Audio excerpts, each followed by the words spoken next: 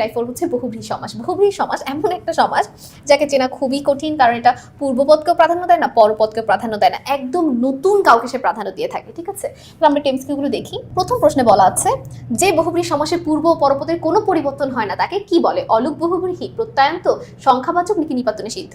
এটাকে বলে অলুক বহুব্রীহি। ঠিক আছে, আচ্ছা এরপরে দেখো 54, বিশেষণের সাথে বিশেষ্য যে সমাস হয় তার নাম কি?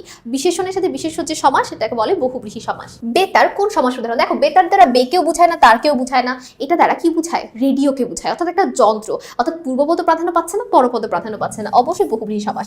চৌচালা সমস্ত পদটি কোন সমাস উদাহরণ? দেখো চৌ দেখে অনেকে এটাকে দ্বিঘু মনে করে, কিন্তু চৌচালা দ্বারা চারকেও বুঝায় না, চালকেও বুঝায় না, ঘরকে বুঝায়, ঘরের চাল। ঠিক আছে, তাহলে চৌচালা মানে একতলা ঘর, তারপর হচ্ছে আটচালা মানে দোতলা ঘর, তার মানে এটা হচ্ছে একটা সংখ্যাবাচক বহুব্রীহি, অর্থাৎ শুরুতে সংখ্যা থাকলেই সেক্ষেত্রে আমরা চোখ বন্ধ করে যে দ্বিগু সমাস দিয়ে ফেলবো চৌরাস্তার মতো।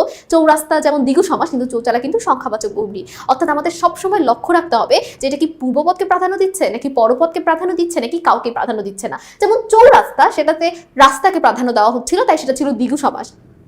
একই রকম দেখতে শব্দ চৌচালা, সে যেহেতু চালকে প্রাধান্য দিচ্ছে না, সেই জন্য সেটা হয়ে গেছে বহুব্রীহি সমাস। এরপর দেখো বহুব্রীহি সমাস কয় প্রকার? আমরা জানি বহুব্রীহি সমাস হচ্ছে 8 প্রকার। জয়া শব্দটি বহুব্রীহি সমাস হচ্ছে জানি, জয়া জানি। যে বহুব্রীহি সমাসে সমস্ত পদের পূর্বপদের বিভক্তি অক্ষুণ্ণ থাকে, অর্থাৎ কোনো চেঞ্জেস থাকে না, সেটাকে তো অলুক বলে, একটু আগে আমরা যেমন দেখলাম। ঠিক আছে, অর্থাৎ সমস্ত পদেও যে বিভক্তিটা থাকছে ব্যাস বাক্যেও সেই বিভক্তিটা থাকছে, এই জন্য এটাকে কি বলা হয়? পূর্বপদ এবং পরপদ একই থাকা। তো এখানে বলা আছে নিচের কোনটি বহুব্রীহি সমাস? শশব্যস্ত, চৌচালা, আলুসিদ্ধ, মনমাঝি। অবশ্যই কি হবে? চৌচালা। নিচের কোনটি বহুব্রীহি সমাসের উদাহরণ? রাজপথ, সেতার, মনমাঝি, ঝড় বৃষ্টি। এটার উত্তর হবে সেতার, কারণ সে মানে হচ্ছে 3 এবং তার মানে তো তার। সেতার মানে কি 3টা তার, অর্থাৎ যেখানে 3টা তার থাকবে সেটা সেতার না।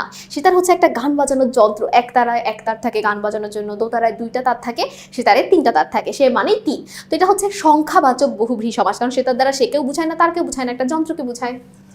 চতুর্ভুজ শব্দটি কোন সমাসের উদাহরণ? চতুর্ভুজ শব্দটি বহুব্রীহি সমাসের উদাহরণ।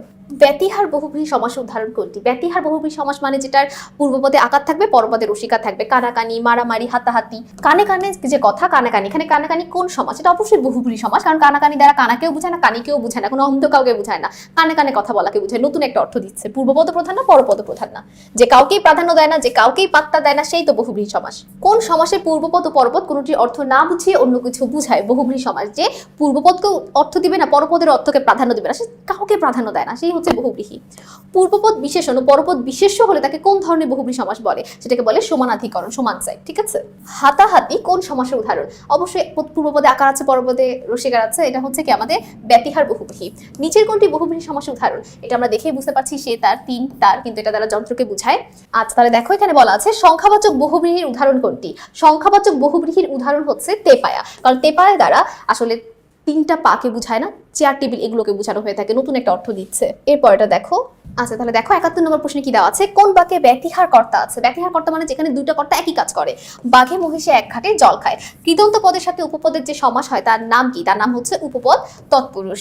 এরপর দেখো নিচের কোন সমস্ত পদটি দ্বিগু সমাস? তে মাথা।